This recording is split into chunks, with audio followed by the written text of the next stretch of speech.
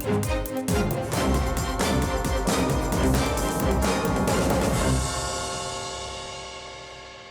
again, everyone. Welcome to another episode of RVBusiness Capital Talk.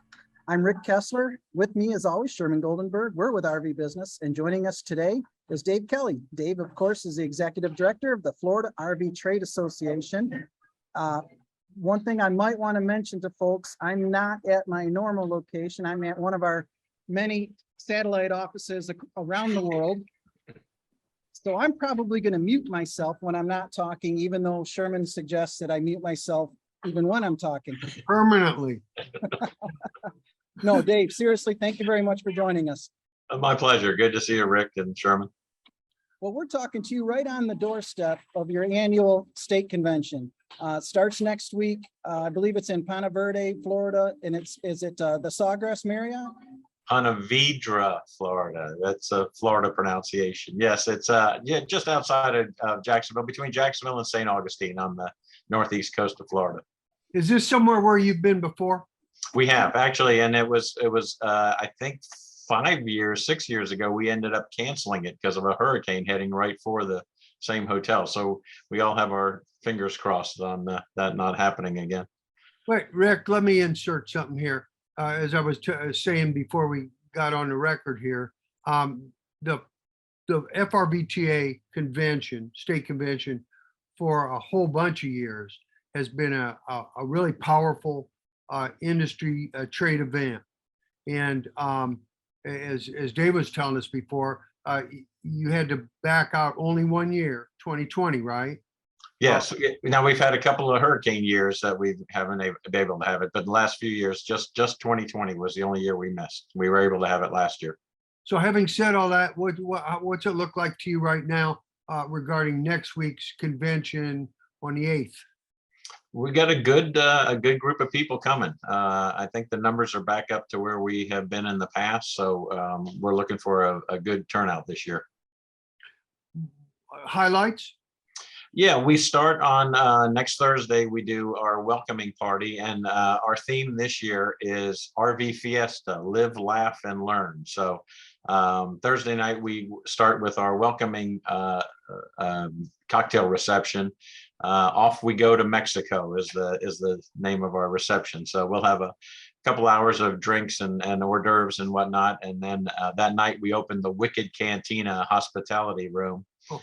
And it's a neat place to go at the end of the day to sit and relax, have something to drink, and catch up with old friends and meet some new ones. And it really is a highlight of the convention is our hospitality room at the end of each day. Friday morning, we will have Jay Landers from RVIA and Phil Ingracia from RVDA, and also Kurt Hemler from RVTI. So we're really excited to get an industry perspective from all sides of the industry there.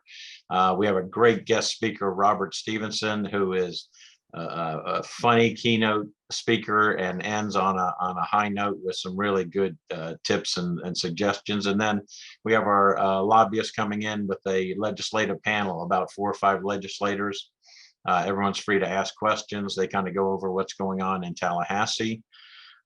Friday afternoon, we have our Speedy Gonzalez golf tournament, and then we're also doing a dance class for people so that they can show off their talents. That evening, we do our costume party. So it's a Mexican themed costume party, and there'll be dancing and games and a casino and some other fun things Friday night. Saturday, we start with really the meat and potatoes, the breakout sessions, where we're going to cover tax issues, our dealer compliance and knowledge base, social media. We have Nicole from KOA is going to do a session on the campground industry. Harold Oler, who I think everyone in the industry knows from conferences and his writings, is going to do a thing on how dealers can keep from getting themselves involved in lawsuits and litigation and that kind of thing. Really a good session. And then we're going to do our distance learning program. So that's Saturday morning, a lot packed into the morning sessions. Saturday afternoon, we do a really fun game show luncheon with games and prizes and a lot of fun for everybody. And then Saturday night's our banquet, and kind of wraps up the thing with the end of our silent auction and awarding plaques and that to our leaders. So it's a great time. There's plenty of free time and loads of information. So not too late to sign up if anyone wants to come on down and join us. Dave, are you going to have any videos of that dance class? I'm hoping they don't end up on Ridiculousness or some of the other social media sites, but yeah. We'll have a before and after video of before the class and after it's over. So it sounds like an action-packed, agenda there, of course. What's the theme, the atmosphere? That's the word I'm looking for. Given all that's moving, all the moving parts in the world right now, in our world, what would you say were the themes of this event? I think people are still concerned with gas prices and those kinds of things. Of course, some of that stuff will be addressed from the national perspective. We're, always happy this time of year that we've been storm free here in Florida, and nothing really on the horizon that looks like it's going to be affecting us. So, I think that, like everything, interest rates and inflation and those things are all on the top of the minds for everybody, that I think throughout the industry here in Florida, particularly. And as we've said before, probably some people looking to make eye contact firsthand at an event like this. Well, and Sherman, we've talked about this before. I think that across the board from our members, the one thing that they find more valuable than anything else are the regional meetings that we do every month that brings people together around the state, and our convention that brings them face to face. And sometimes it's just comforting knowing that you're not in the lifeboat all by yourself, that there are other people facing the same obstacles, facing the same problems and issues that you're having with your business. And sometimes just being together is comforting to know that there are other people out there, and those friendships last a lifetime. As you guys know, this industry is notorious for that. I mean, you can't help but you make lifelong friends in this industry, and so much of it is this face-to-face interaction. And of course, we all know and love Zoom, and it serves a purpose, but face-to-face interaction, I think, is what our members, they look forward to it. They mark it on their calendars every year. Rick, you want to insert something here? I'm just happy to be here, Sherman.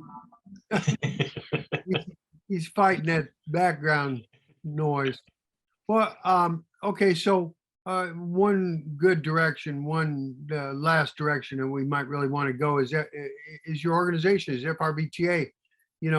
We haven't heard a whole lot out of you, or anybody else for that matter, or the other states.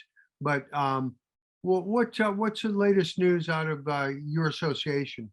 Well, we had our drawing for the Super Show the first part of August. Went it went too well. I mean, we ended up with, for the first time, I think in a long time, we ended up with 3 or 4 manufacturers that either weren't able to get the space they wanted or weren't able to get space at all. So it's a nice problem to have, to be sold out, but it's still an issue, and we're going to sharpen the pencil and get the wheel out there and try to find some more spaces for everybody to accommodate everyone. But yeah, and I know a lot of the industry looks at that show as kind of a barometer for the whole year, that we kick it off in January. So booth space sold out, and things are going well.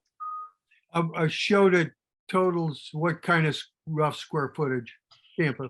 3 million square feet, something like that, of just display space, and then the booths and the parts store and all the other stuff that we have outside exhibit. So it's every, and when I say it's every inch of the square grounds, literally it's just about every bit of grounds that we can use out there.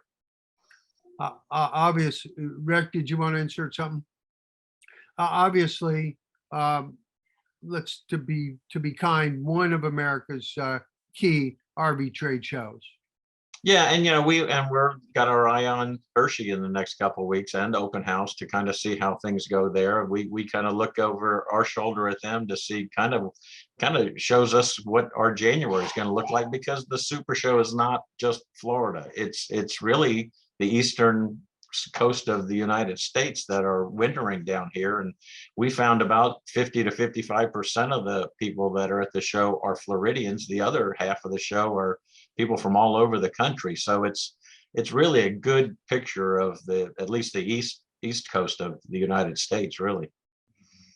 I can't tell you how many times I've been to your show and I talk to consumers who are shopping, not browsing, but shopping for RVs, and they're coming from all over. I remember one time talking to a couple from Alaska. They were looking for a Class B, and they came specifically to Tampa because there was, in their words, no other venue where they're going to see more of what they're looking for in one spot.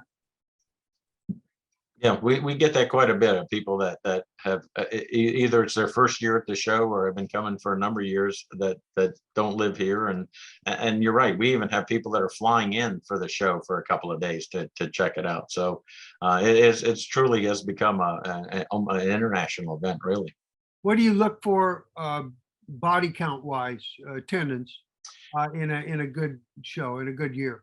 Well, we've been pushing, high 60s, 70,000 people. Last year, I think, was an anomaly. I mean, we were up over 80,000, which I don't know that we could sustain those kind of numbers, and I don't know that the interest is still there for that. But I think we'll be back with our 65 to 70,000 people.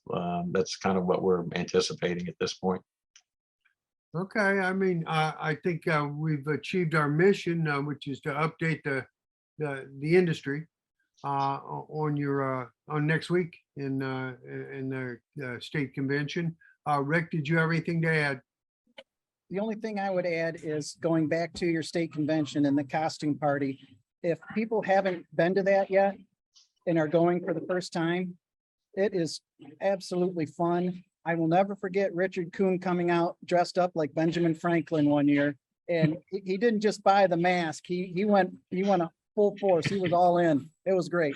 It is. It's a fun group of people. The people that come make it easy for us to have a great time because they're there to have fun. Of course, it's a business meeting, but we let our hair down at the end of the day. And you're right. Some of the costumes are not to be believed. People go over the top. All right, man. So thank you very much, Rick. Take it away. All right, I'll be brief because the mixologists are busy right now. No, Dave, seriously, thank you very much. Good luck letting your hair down next week. I got to start already. I think we're all in the same boat. No, Dave, thank you very much for your time. Thanks for having me. I appreciate it, guys. Anytime. You take care.